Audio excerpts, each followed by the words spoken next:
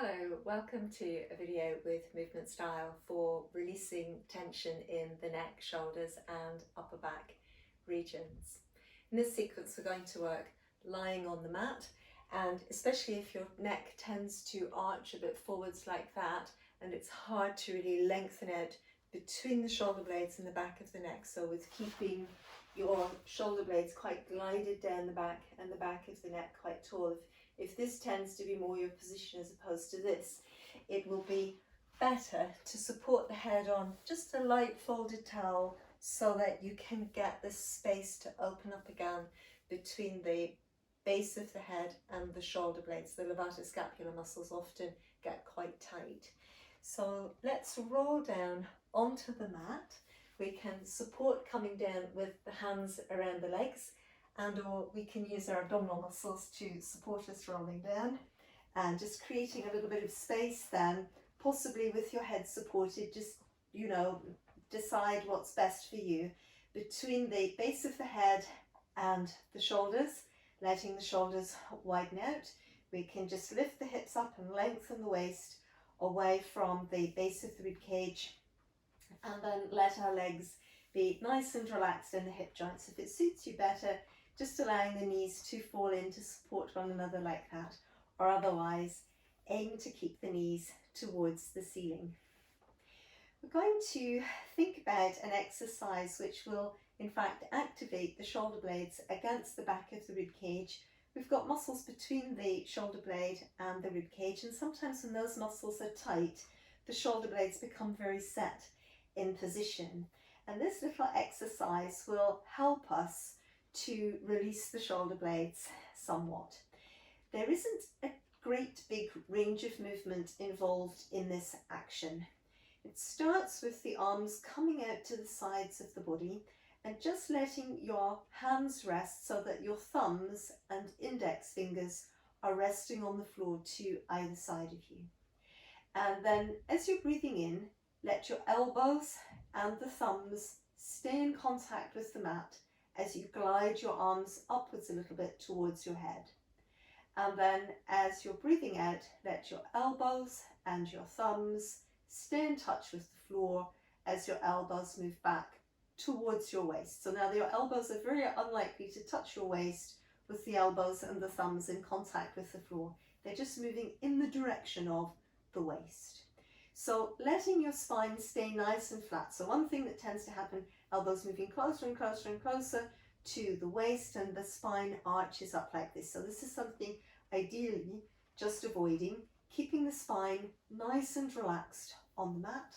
And as you're ready, breathing in, your elbows and thumbs and index fingers staying in contact with the mat as the arms move up a little way, and then breathing out, the elbows and the thumbs and the index fingers remaining in contact with the floor as the arms pull back a little bit.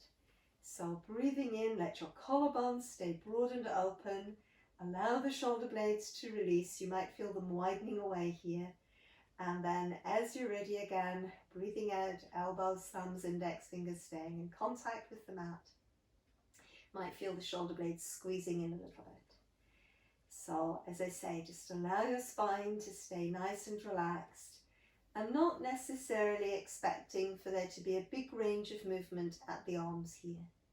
The main thing that we're trying to work is actually the shoulder blades, and they never move very far in normal circumstances. We're just trying to loosen them up a little bit, but even when they're quite limber, they won't be moving all over the place. So let's just work this through a last couple of breaths. Breathing out, bringing the elbows through. Breathing in, elbows, thumbs, index fingers staying in contact with the floor. Squeezing back through again, keeping the spine, especially around the base of the rib cage, engaged to the mat. And then this very last time, flowing through, letting your neck as well stay relaxed as part of the spine staying relaxed. Arms come through. And then from there, just allowing the arms to come back towards the sides. You can just a little bit wobble the shoulders on the mat, roll the arms inwards and outwards, just having a sense of breadth again across the collarbones, just checking in with the space between your rib cage and your shoulder blades in the upper back. So then, as you're ready, let's give this exercise a little try, where as you're breathing in, letting the arms sweep in semicircles out to either side of the body until they come alongside the ears. Breathing out first, your right arm coming back to the side, still on the same exhalation, your left arm coming back to the side. So breathing in, letting the arms make semicircles out to the sides. Aim to broaden and open your collarbones as the arms are circling. Broaden and open the ribs away from the breastbone and away from the spine. Arms sweep around, spine staying in contact with the mat. Exhalation, left arm comes to the side. Now the right arm. Breathing in, both arms make semicircles. Letting your breath on the inside of your chest help you open up space between your ribs. Breathing out, the right arm comes to the side. Still on the same exhalation, the left arm. When you really allow your arms, as you're breathing in, making these semicircles, to rest into the floor, again, the fact that you're not really using the arm muscles very much will allow the muscular attachments between the arms and the rib cage to really open a lot more freely. And then as you're ready, again, breathing out, your left arm comes to the side and your right arm. Good, well done. So spending a moment just allowing the body to feel relaxed and easy here. And then as you're ready, let's roll over. We'll come onto the side and we're going to press up and then come through and onto the abdomen. So as you're coming through facing onto the floor, you might find it helpful, some people do, to let the forehead just rest on something beneath you. And usually as well, I think when we're coming onto the front of the body, it's usually helpful to get some abdominal strength into play before we actually bring the weight of the body onto the floor. So thinking in terms of lifting up nice and deeply and firmly across your lower abdominal muscles, let the navel pull to your spine, and see if you can squeeze your waist muscles in around your spine as if they were a nice tight belt supporting the weight of your waist on the mat here. Forehead can rest to something, or equally it can just rest to the floor. Now, in many ways, we're going to come back now to the exercise that we just did with the arms moving backwards and forwards on the mat. And just going to let the arms go a little bit forwards in front of us. And then with the elbows and forearms on the floor, bring the elbows back. So to more or less in line with your shoulder joints, you can go slightly past. We're trying to feel again here a sense of, as the arms move forwards, the shoulder blades releasing, moving outwards and upwards. And then as the elbows draw back, the shoulder blades a little bit moving towards each other and gliding down the back. And at the same time, we might be able to feel a connection happening over the back of the upper arm, into the back of our shoulders, into the back of our shoulder blades. So now just checking in again with a little bit of a lift in your abdominal muscles. So the small of the back's not too sunken towards the mat. It should just be as if you've got the abdominal muscles working underneath the lower back so that they're like a little bit of a girder supporting the back of your waist. Elbows slid through so that they're in line with the shoulder joints. And from here, we're going to keep the shoulder blades in position, let the breastbone and spine move towards each other, lengthen the top of the breastbone forwards, move forwards through your upper spine towards the crown of the head. So ideally, no weight going into your arms. You're using the upper back muscles to help you elevate. Breathing in to come back down. So breathing out, breastbone and spine move together, lengthen forwards towards your crown. Really feel your shoulder blades are wide. It's as if you're going to draw them down the back. Keep connecting between the back of the upper arm and the shoulder blade. Might be able to hover the arms away from the mat, lower, and come back down. So a lot of the time in these sorts of positions, people get a rise by pushing into the floor. But here we're really trying to feel that the upper spine is elongating, breastbone and spine move towards each other, lengthen the top of the breastbone forward, crown of the head forward. Your upper back muscles are working to help lift you. And lower.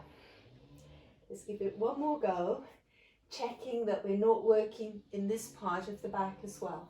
So keeping the abdominal muscles lifted, small of the back, a little bit supported from underneath, as if it's a little girder from the abdominal muscles working beneath it.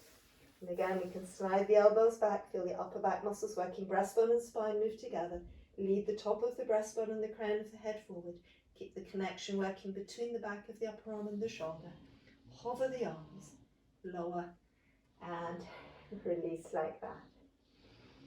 Good. So that is reasonably hard work, helping to train the upper back muscles to put a little bit of strength back into them, will also as well help to ultimately release the neck. And here, let's stretch right back. If you can, start in a flat back position, back of hips, back of shoulders, back of head level, aiming to hold the front of the spine open. Let your tailbone aim and direct back, and the crown of your head lengthen forwards. So you're moving back, allow your shoulder joints to soften, and then maybe you can relax between the shoulder blades and the rib cage. And just afterwards, you can lengthen into the arms a bit more. But it's quite key for opening your shoulders and upper back region that you can go back with the upper back long rather than really round. So sometimes when the muscles are tight in the front of the chest, people go back with the arms as long as possible, but the muscles can't stretch on the front of the shoulder joint and the front of the chest as quickly as that yet. It will come with practice. If you go back with that long spine, keep releasing through the insides of your arms. Just allow your elbows to soften so that you are able to go on stretching between the arm and the rib cage, the way we've been doing in this video and other videos in this playlist as well. Collarbones nice and open as you can manage, and the shoulder blades just relaxing against the back of the rib cage. If your knees find it a bit too much to go back like this, instead I would say allow your abdominal muscles to be nice and strong. Send your arms a bit more forwards than the all fours position. Press the hands firmly into the floor, and then keep your abdominal muscles lifted. And again, go back leading with a sense of lifting your rib cage out of your shoulder joint, shoulder blades wide and moving up the back, and lots of engagement in your abdominal muscles. So that also works if the other position is just a little bit too strong for you on the knees. Don't forget to breathe in both positions, and then also from this forward bend position, we might be able to roll up and down through the spine. So as long as it's comfortable for your knees, the tailbone can dive through to between your heels, roll up through each vertebra in your waist, let your shoulder blades be wide and release down the back, broadening in your collarbones and lifting into the crown of the head.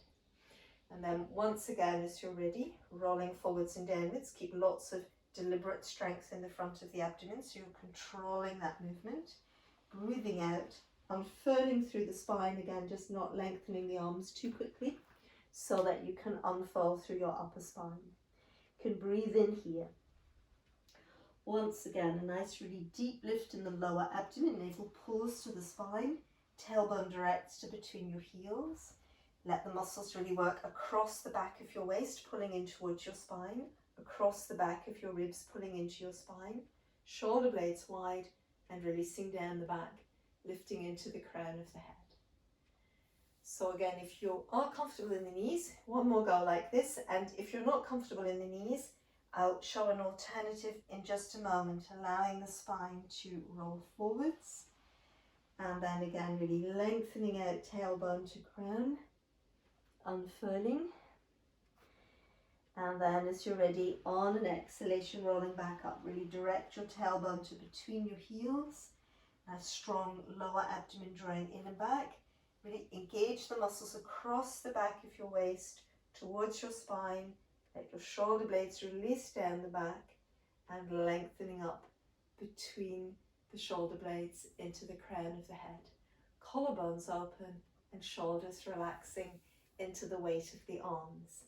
And then once again, I hope that has enabled you to feel a lot looser and a lot freer through the upper body. If the working in the kneeling doesn't really work for you rolling up and down, of course, instead, just take a chair and starting with a nice tall back, a right angle at the front of the hips and at the back of the knees. Abdominal muscles nice and strong. Keep the shoulders drawing away from the ears, rolling and rounding forwards. Once again, as you're ready, you can breathe in here, coming back up, pulling the tailbone down into the chair, letting the strength pull in across the back of your waist, back of your ribs. Let your shoulder blades be wide to either side of your spine, moving down the back, shoulders broad and lifting through into the neck. So we breathe in, breathe out to roll forwards with lots of strength beneath our spines. Breathing in this position.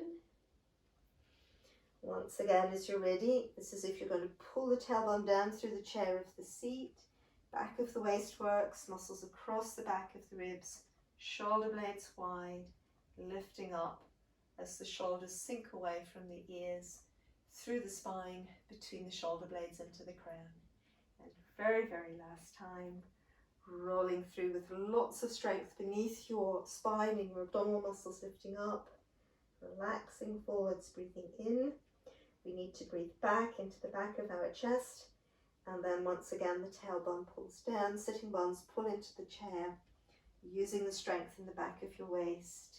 Let the shoulder blades be wide and glide down the back, and then the spine lifts from between the shoulder blades into the crown, shoulders relaxing into the weight of the arms. Good, well done. So I hope that you found this short video working with upper back and neck and shoulders helpful. If you haven't subscribed to the channel already, please think about doing so, and it always helps you to know when I'm uploading a new video. Thanks very much for watching, and hope to see you again soon on Movement Style.